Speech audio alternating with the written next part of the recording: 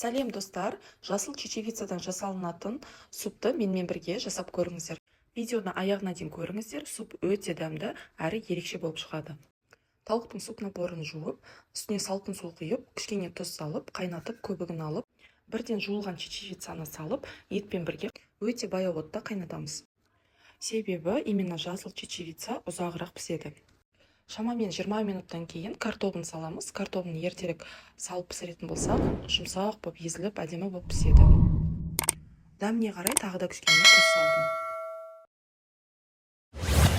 Осы кезде сәбізді де саламыз. Өте баяу отта жарты сағаттай қайнатамыз. Пісуге шамамен 15 минут қалғанда пиязын саламыз. Супты дайындау уақыты қайнағаннан бастап 1 сағат уақыт алады. Етті сүзіп алып, сүйектерінен ажыратып, майдалап турап аламыз. Егерде өте баяу отта асықпай қайнататын болсаңыздар, осындай прозрачный болып, әдемі болып шығады. Және де қайнатып жатқанда қақпағын кішкене ашып қойған дұрыс. Егерде орташа отта сарқылдап қайнайтын болса, онда суп ағарып кетуі мүмкін, мутный болып, немесе чечевицаның түсі жасыл болғандықтан темный болып кетеді. Лавр жапырағын және де қара бұрышты салып, тағы да шамамен 5 минуттай қайнатамыз.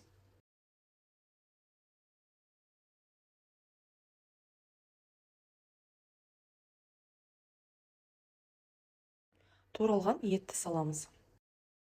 Сарымсақ, яғни чеснокты қосамыз. Соңында, яғни піскен кезде қосқан дұрыс, сол кезде дәмі шығып тұрады.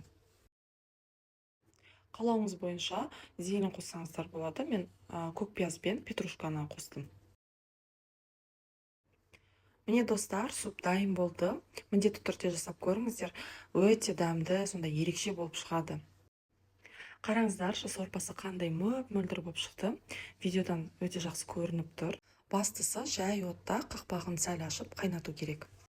Егерде суптың ашты болған қаласаңыздар, чили бұрышын қосып жерсеңіздер де өте дәмді болады.